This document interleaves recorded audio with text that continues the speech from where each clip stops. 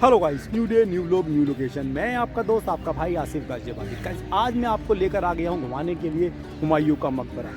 हुमायूं जिन्होंने कि एक साधारण से इंसान को अपनी गद्दी पर बैठाकर एक दिन के लिए बादशाह बना दिया था। तो क्या है वो स्टोरी, कौन थे वो इंसान जिनको एक दिन का बादशाह बनाया गया था और उन्होंने क्या क्या ऐसे काम किए थे बादशाह बनने के बाद में, ये सब चीज़ें इस व्लॉग में मैं आपको बतलाने वाला हूँ। तो जल्दी से व्लॉग स्टार्ट करते हैं। व्लॉग स्टार्ट करने से पहले आपसे मेरी रिक्वेस्ट है, अगर आप मेरे चैनल पर नए हैं तो प्लीज़ चैनल को सब्सक्राइब कर दीजिए और वीडियो को लाइक कर दीजिए। तो जल्दी से शुरू करते हैं ये बेहद ही खास व्लॉग।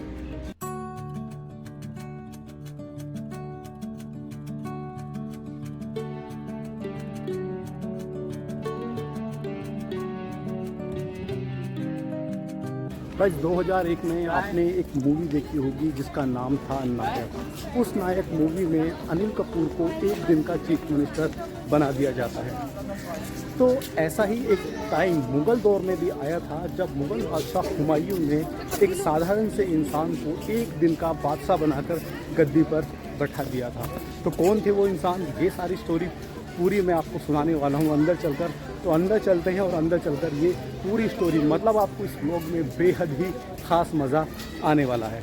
ये आप देख सकते हैं, ये है हुमायूं टॉम्ब में जाने का ये वेस्ट एंट्री गेट। ये आप देख सकते हैं लाल बलुआ पत्थर और पहाड़ी पत्थरों का यूज़ करके इसको बनाया गया है और बेहद ही खूबसूरत डिज़ाइन इसको दिया गया है। ये आप यहाँ देख सकते हैं, यहाँ से हम चल रहे हैं अंदर की तरफ।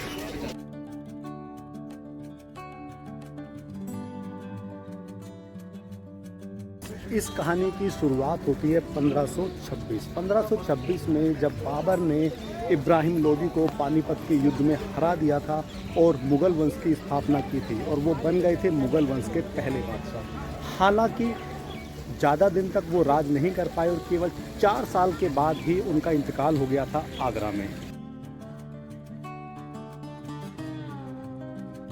26 दिसंबर 1530 को मुग़ल बादशाह बाबर का इंतकाल हो जाता है और 30 दिसंबर 1530 को गद्दी पर बैठते हैं मुग़ल वंश के दूसरे बादशाह हुमायूं।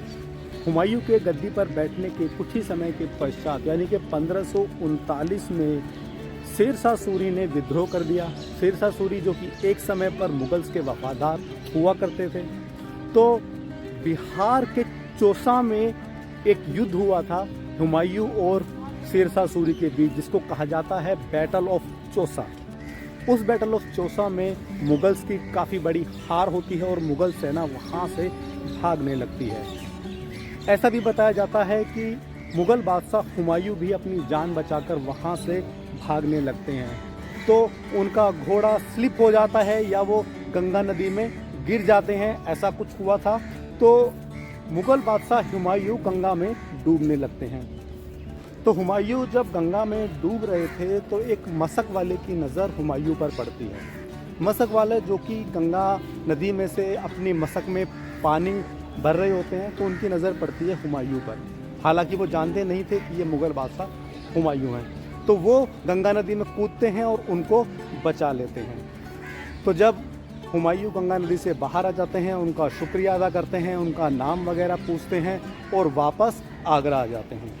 ये आप देख सकते हैं, ये हुमायूं का ये मकबरा, ये आप देखेंगे स्क्वायर शेप ये मकबरा है और लाल बलुआ पत्थर और वाइट संगमरमर का यूज़ करके इसको बेहद खूबसूरत डिज़ाइन दिया गया है। ये आप यहाँ से देख सकते हैं। यहाँ से हम चलेंगे इसको ऊपर की तरफ और ऊपर चलकर देखने वाले हैं। आगरा लौटने के बाद हुमायूं फिर से सेना इकट्ठा करते हैं और 1540 में हुमायूं और शेरशाह सूरी के बीच एक और युद्ध लड़ा जाता है जिसको कहा जाता है बैटल ऑफ कन्नौज। हालांकि उस युद्ध में भी हुमायूं की कड़ी हार हुई है और यहाँ पर पूर्ण रूप से स्थापित हो जाता है सूरी वंश और हुमायूं यहाँ से भाग जाते हैं काबुल। और काबुल में जाकर वहाँ पर वो फिर से अपनी सेना इकट्ठी करते हैं और हमीदा बानो बेगम से शादी भी करते हैं और 15 साल के बाद उनकी वापसी होती है फिर से हिंदुस्तान में। वो यहाँ से चल रहे हैं इसके ऊपर की तरफ और ऊपर चलकर देखने वाले हैं।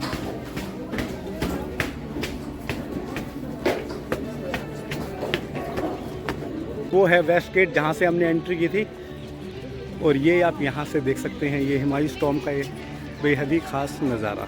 15 साल के बाद यानी कि 1555 में फिर से एंट्री होती है हुमायूं की हिंदुस्तान में, जहाँ पर वो सूर्य वंश को ख़त्म कर देते हैं और मुग़ल वंश की स्थापना करते हैं और वो बन जाते हैं फिर से मुग़ल वंश के बादशाह बनने के बाद उन्होंने सबसे पहले जिस बंदे ने उनकी जान बचाई थी उसको ढूंढने के लिए बोला कि भाई उनका, क्योंकि उनका नाम उनको पता था, तो उनका नाम था इमामुद्दीन। तो उन्होंने बोला कि एक मशक वाला है जिसका नाम है इमामुद्दीन, उसको ढूंढकर लाया जाए, क्योंकि उसी बंदे ने मेरी जान बचाई है। अगर वो बंदा नहीं होता तो मुग़ल वंश उसी दिन ख़त्म हो चुका होता। तो उस बंदे को ढूंढकर लाया जाता है और उनसे हुमायूं पूछते हैं कि आप क्या चाहते हैं। उनको जो है उनकी चाहत के अनुसार ढेर सारे इनाम दिए जाते हैं और इनाम स्वरूप हुमायूं ने खुश होकर उनको 1 दिन की बादशाहत दी, क्योंकि उनको भी पता था कि अगर वो गंगा में वहीं पर डूब गए होते तो आज जो मुकाम इनको मिला है ये बादशाह बनने का, वो नहीं मिल पाता।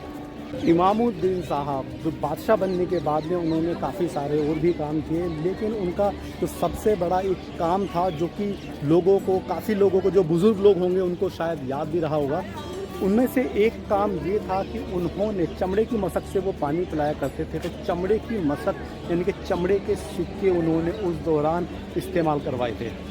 तो वो चमड़े के सिक्के उसके बाद भी, मतलब बादशाह से उनके हटने के बाद भी, काफ़ी टाइम के बाद भी वो यूज़ होते रहे थे।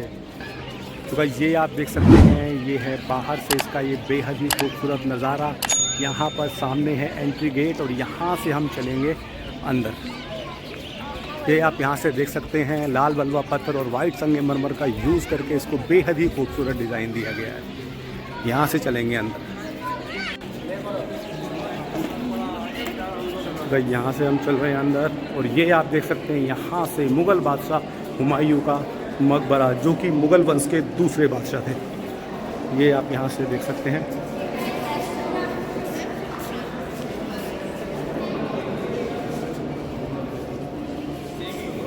इसको ऊपर से मैं अगर आपको दिखलाऊं तो ये आप देख सकते हैं, ये है इसकी ये बिग डोम, ये आप यहाँ देख सकते हैं और ये बेहद ही खूबसूरत इसकी डिज़ाइनिंग।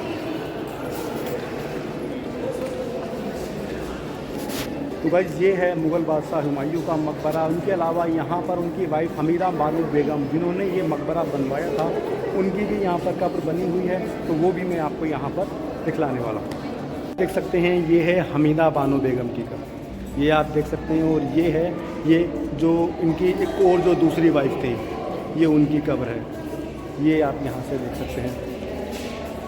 जो हमीदा बानो बेगम की जो कब्र है वो साइड में बनी हुई है और जबकि सेंटर में जिसकी कब्र बनी हुई है, उसकी मेन वजह ये है कि जो जिसकी डेथ पहले होती है उसकी मज़ार सेंटर में बनती है।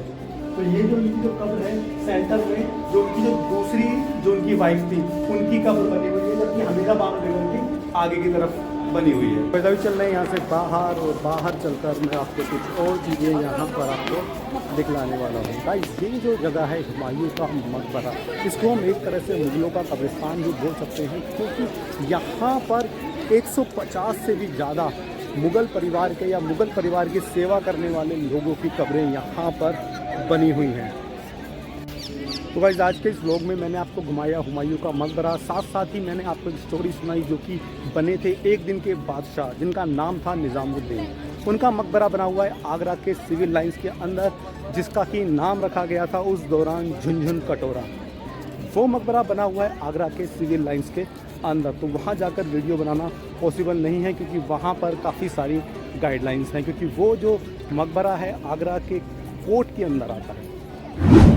तो होपफुली आपको दी हुई जानकारियाँ और ये ब्लॉग आपको अच्छा लगा होगा। अच्छा लगा हो तो प्लीज़ लाइक कर दीजिएगा, चैनल को सब्सक्राइब कर दीजिएगा। मिलते हैं एक और नए ब्लॉग में, तब तक के लिए good bye, thank you so much, जय हिंद।